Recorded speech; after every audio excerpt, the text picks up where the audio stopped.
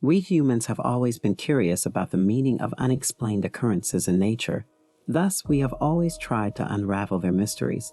In this regard, the enigmatic grass circles seen in the Sahara Desert is not an exception.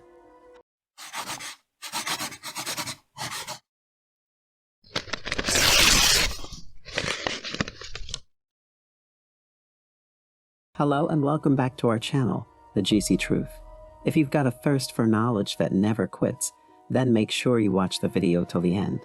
Many people, from scientists to conspiracy theorists, have speculated on where these marks came from, but no one has ever been able to agree on a single theory.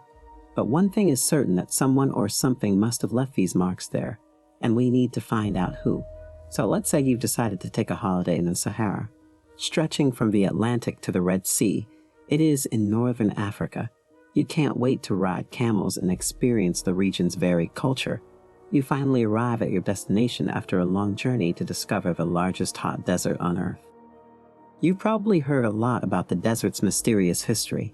An unsolved mystery awaits exploration in the desert not far from this Algerian city. Large, round, speckle formations in the sand. It's a long, straight line of them, and there are dozens of them. Several years ago, the circles were initially spotted in satellite photographs from Google Earth. They've been discussed for decades, but nobody has a definitive solution. It's odd that they're so far from any populated areas, major highways, or human activities. Asking geographers, anthropologists, elders, and historians questions about the rings is a fast approach to get to the bottom of what's going on. We need to figure out if those circles were real or just a satellite malfunction. You can confirm the existence of the circles by contacting the folks responsible for taking the satellite images used by Google Earth. They're in numerous photographs spanning many years. Then we need to figure out why they are even there. Oil production may be the cause of the circles. Reasons why this makes sense are provided by experts. Natural resources abound in Algeria, making this a prudent visit. To determine whether or not these resources are economically viable to exploit, firms typically conduct seismic surveys, which include sending shock waves to the Earth's surface to analyze its composition. What's there can be determined by the waves' reflections, so it's possible that an unusual vehicle could have left those marks on the ground. Is this mystery finally solved then? Nope, unfortunately, not yet. It has been speculated by some anthropologists that these circles are rather old.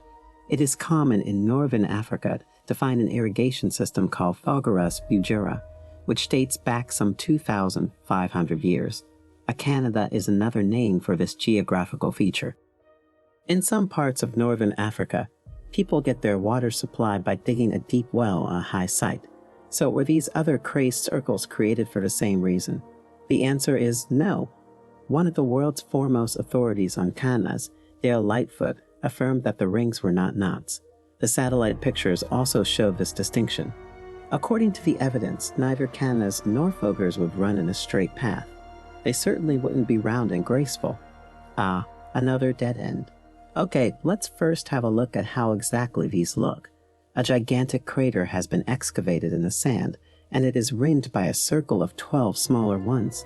From above, it resembles a clock, albeit one without hands. At ground level, they are barely perceptible.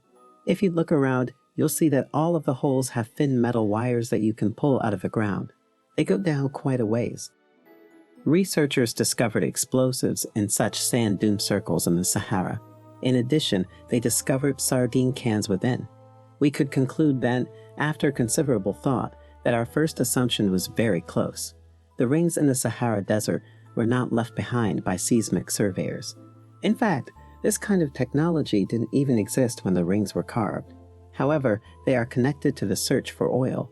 Old oil drills used to be dynamite-filled holes in the ground. The surveyors' residual circles are evidence of their unsuccessful attempts to locate buried resources. And what about the tins of sardines? Those workers who were responsible for the explosions left them behind. Food is essential, right? The can's design suggests that this occurred sometime between the 1950s and the 1960s. Therefore, these circles can't be very old. We think they should be more like the ones we have today. Well, this should clear things up for you. We believe you must be glad that you came along to see how this mystery turned out. If this video helped satisfy your curiosity, please consider giving it a thumbs up and sharing it with your friends. We will see you in our next video. Till then, take care.